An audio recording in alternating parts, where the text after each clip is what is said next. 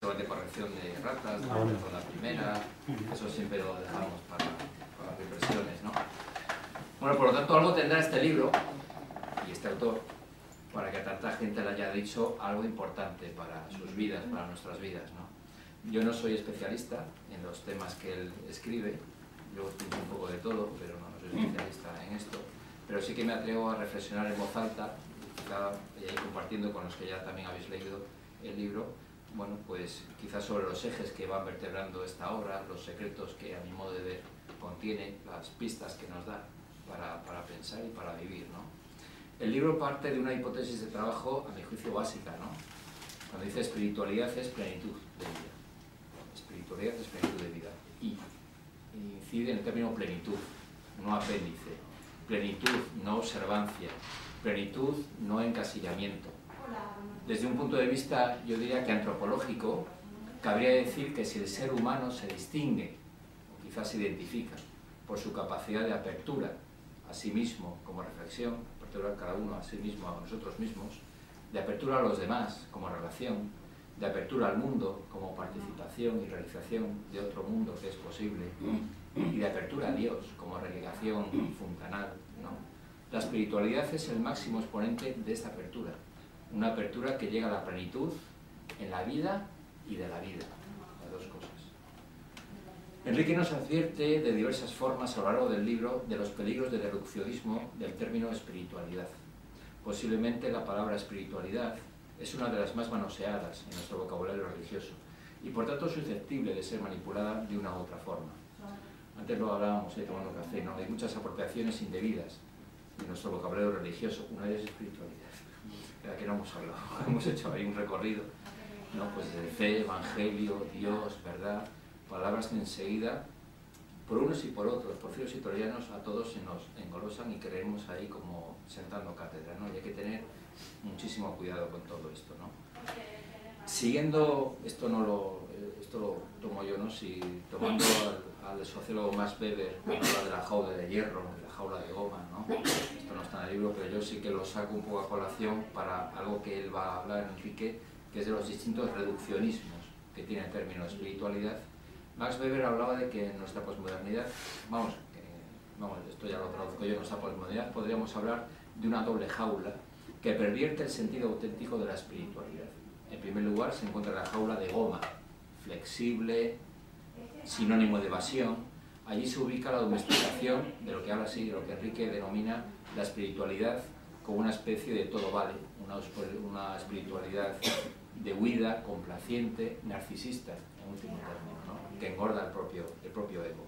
Y por otra parte podríamos también hablar de una jaula de hierro, férrea, fuerte, protagonizada por la rigidez religiosa, apegada a los rituales, a los dogmas, que habita un espacio demasiado chato, siguiendo la expresión que aparece en el libro, y además de chato, cerrado, autoclausurado en sí mismo, ¿no? Y quizá de eso tenemos mucha más experiencia, ¿no? Enrique nos ofrece sin más una especie de tercera vía. Bueno, pues aquí entre los dos polos vamos a ofrecer una tercera vía, ¿no?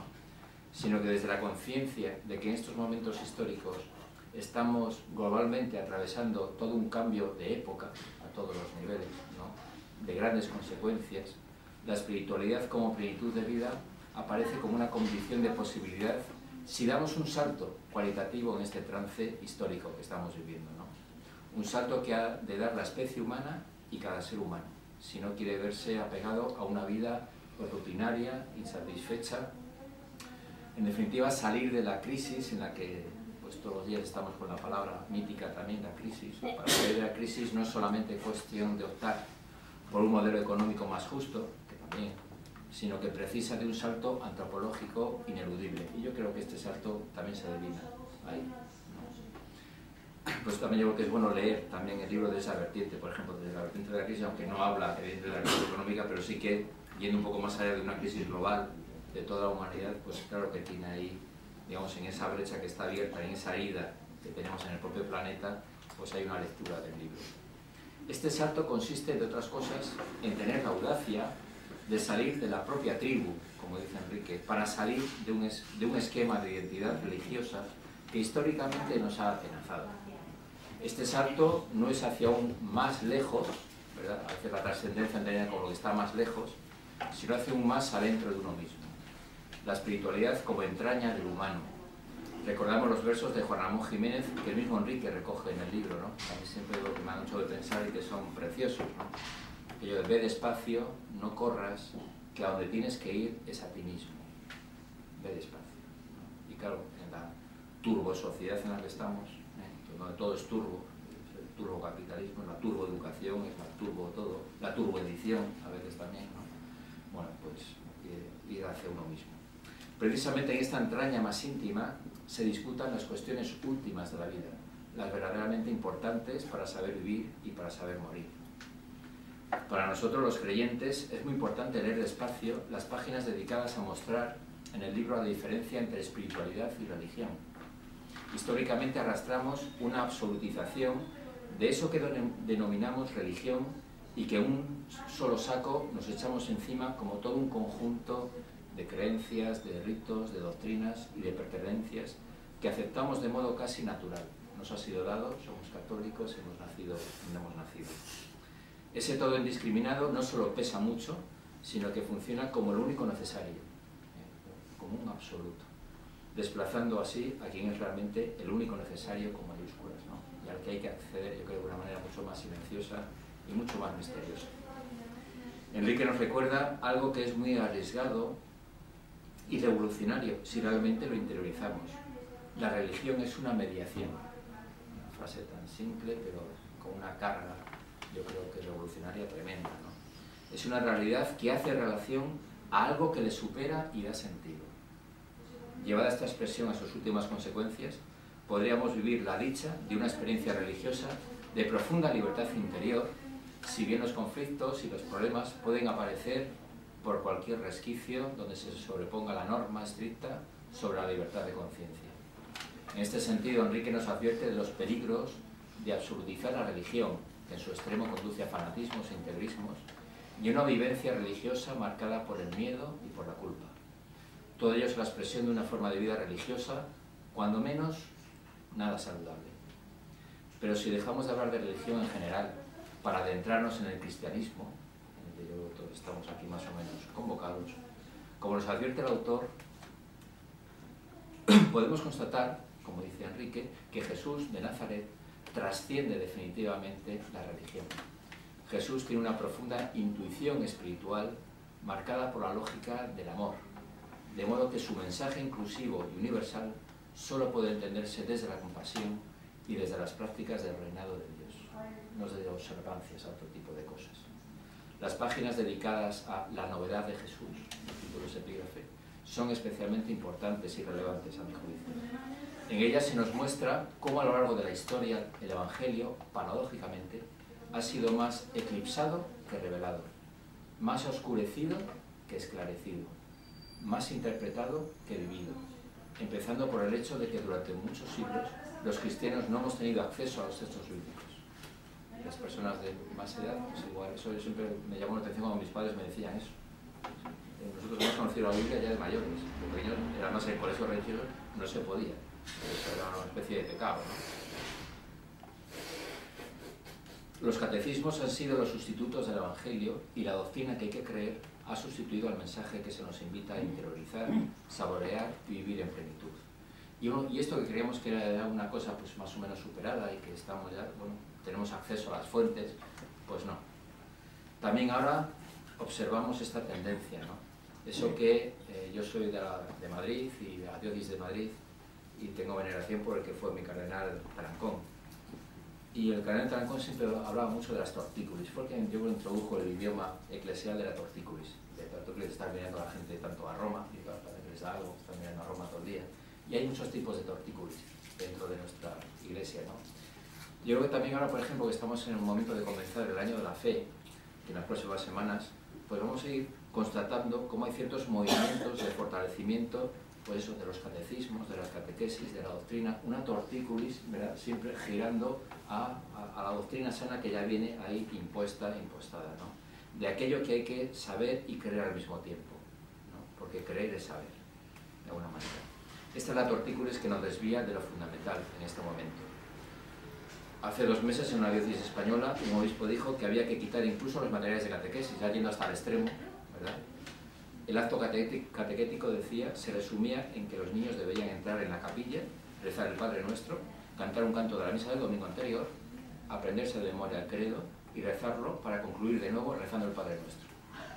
Fijaos qué triste, qué descaminado, qué idiotización y qué infantilización del personal, que cuando tenga un poquito de lucidez y la neurona vuelva a regar de una manera normal por el cerebro, dirán, esto es una tontería, no tiene nada, ¿no?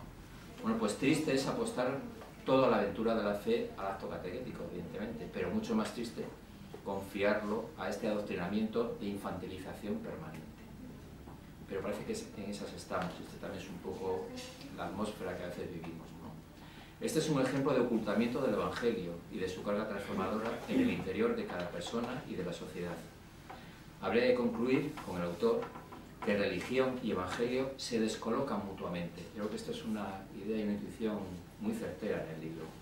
Religión y evangelio se descolocan. Creo que ese verbo está muy atinado, ¿no? Esta acepción, descolocamiento, creo que es muy acertada y expresa con toda nitidez la propia descolocación que vivimos los cristianos, en definitiva, en este mundo, en esta iglesia, en esta situación, en el siglo XXI. Estamos, por tanto, ante un libro que nos invita al ejercicio físico, mental y espiritual del silencio. Y desde el punto de vista evangélico, sin duda, es un texto que apunta hacia una conversión necesaria para ser más audaces en un estilo de vida creyente que esté marcado por una espiritualidad honda y duradera. Es un libro, sin duda, que nos va a ayudar a cuidarnos para no apropiarnos de lo que es de lo sagrado, ¿no? Para intentar seguir caminando descalzos pues, en estos ámbitos. Este libro va a aportar la doble posibilidad de ser leído por cada cual y de ser trabajado personalmente o en grupo, en retiros, cursos, talleres, posiblemente tal y como fue concebido y tal como fue realizado y como ha nacido, ¿no? En cualquier caso, es un libro que, con ser pequeño, repetimos, con ser pequeño, invita a ser saboreado a pequeños sorbos y a leerse con gafas, estas o cualquiera otra, ¿no? Quien las necesite, y con lápiz para subrayar. Es un libro para ser leído, saboreado y trabajado. Entonces, bueno, pues con eso, pues yo creo que lo importante ahora es que también, pues que Enrique, que nos ayude también a darle su visión. Muchas gracias.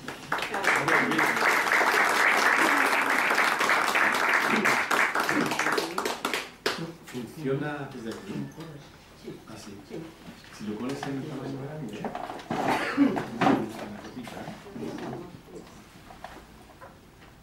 bueno, solo me faltaría decir amén.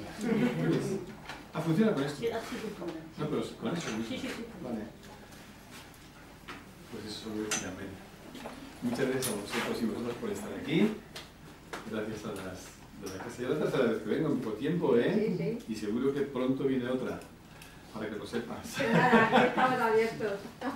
Gracias a Luis por estas palabras y por tu interés. Yo a Luis no lo conocía físicamente en carne mortal, que decimos en Zaragoza, hasta hoy, porque habíamos hablado, escrito, envidiado y todas esas cosas, pero físicamente hasta hoy. Y en realidad el motivo último de ese libro chiquito es Luis. Es una declaración de amor. Como él ha contado, hace rato que me dice, tienes que escribir algo, qué sé yo. Y ahí que me enseñaron a ser muy fiel, como la otra editorial con la que me ha publicado libros anteriores, más reciente, me dijo que si yo me iba de ellos, eso era una infidelidad conyugal, en fin, poner los cuernos. Yo no quiero poner cuernos a nadie, así que sí. Pero Luis sí que existía. Y tuve una frase que ya me conquistó el corazón, y por aquí antes o después esto está hecho, porque tiene que ser así. Dice, pues que sepas que yo como lector te seguiré leyendo y como editor te seguiré esperando.